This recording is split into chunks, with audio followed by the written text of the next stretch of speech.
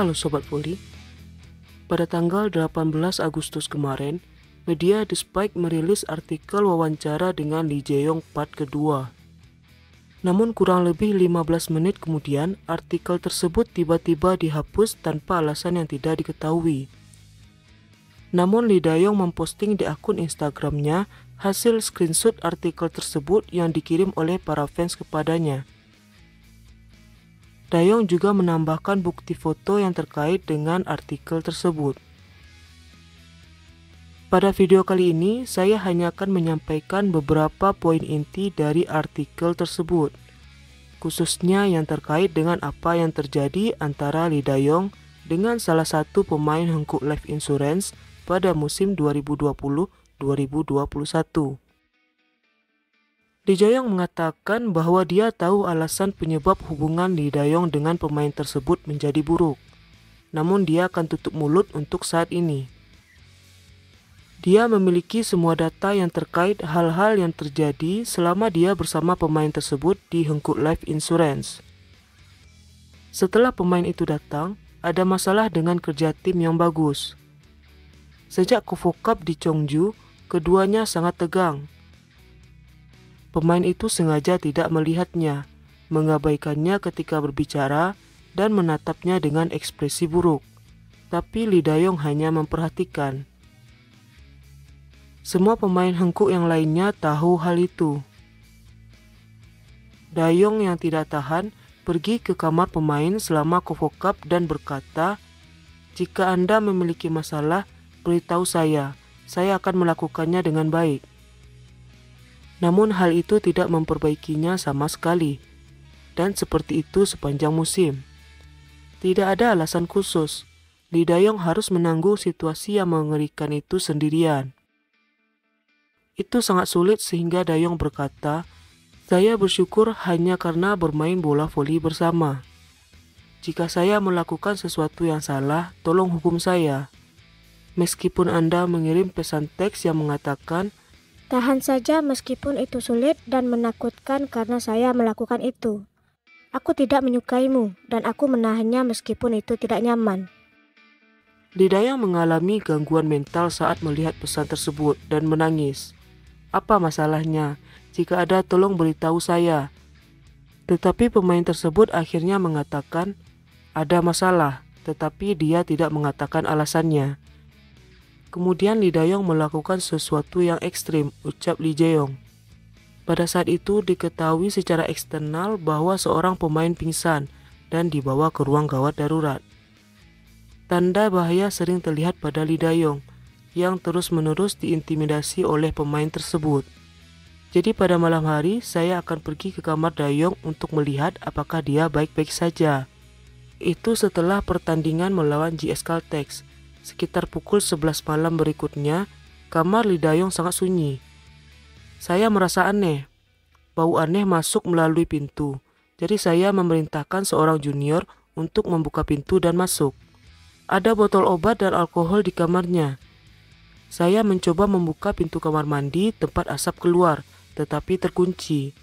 Pintu besi tidak terbuka dengan mudah. Akhirnya saya mendobrak pintu dengan palu dan masuk. Di sana Lee Jae-yong pingsan. Semua ventilasi di kamar mandi diblokir.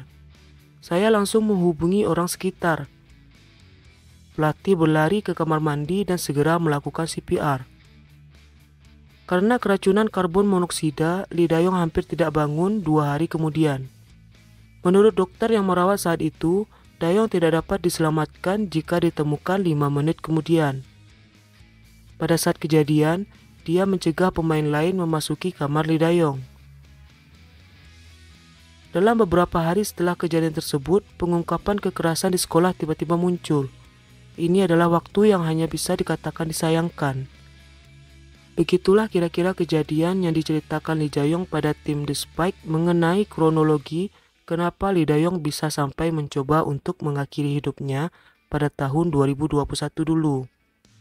Kemudian pada postingan di Instagramnya, Lee Jae-yong menambahkan bukti berupa screenshot pesan yang dikirimnya pada pemain tersebut. Bisa dilihat nama pemain itu adalah Kim pada screenshot pesan tersebut. Isi pesan tersebut mengatakan bahwa Lee Dae-yong meminta maaf kepada Kim Yong-kyung karena menghubunginya pada larut malam. Namun Dae-yong hanya ingin berbicara dengannya setidaknya sekali. Dae-yong mengatakan bahwa dia benar-benar mengalami kesulitan dan dia merasa takut setiap kali latihan. Dae-yong mengatakan dia sadar bahwa dia terus melakukan hal-hal yang akan mengganggu Kim Yong-kyung. Tetapi Dae-yong sangat senang dan bersyukur bahwa dia bersamanya dan bekerja di tim yang sama. Saya tahu itu jika saya mengatakannya ini, kamu akan lebih pahit dan tidak menyukainya. Hanya saja saya sangat menyukaimu. Kamu adalah senior yang luar biasa, dan saya ingin menjalani musim yang hebat bersamamu. Saya tahu kamu tidak nyaman. Saya berusaha memastikan bahwa saya tidak membuatmu tidak nyaman atau mengganggu. Tetapi saya akan lebih berhati-hati. Kemudian Kim membalas dengan mengatakan, tahan saja meski sulit dan menakutkan karena aku melakukannya. Aku juga membencimu dan menahannya meski itu tidak nyaman. Lee Dae-yong membalas, aku menahannya dengan baik, tapi aku tidak akan membencimu. Aku banyak belajar karenamu. Aku hanya bersyukur. Aku minta maaf karena menghubungimu larut malam. Sampai jumpa besok. Selamat malam, Oni. Begitulah kira-kira isi pesan yang di-screenshot oleh Lee Dae-yong. Sejak artikel wawancara pertama Lee Jae-yong dirilis, Kim Yong-kyung hanya diam dan tidak memberikan tanggapan apapun. Namun pada tanggal 16 Agustus, pihak agensi Kim Yong-kyung mengatakan, kami berencana untuk mengambil tindakan keras terhadap siaran pers dan YouTuber yang menulis dan menyebarkan berita dan komentar jahat tentang Kim Yong-kyung, termasuk artikel media baru-baru ini.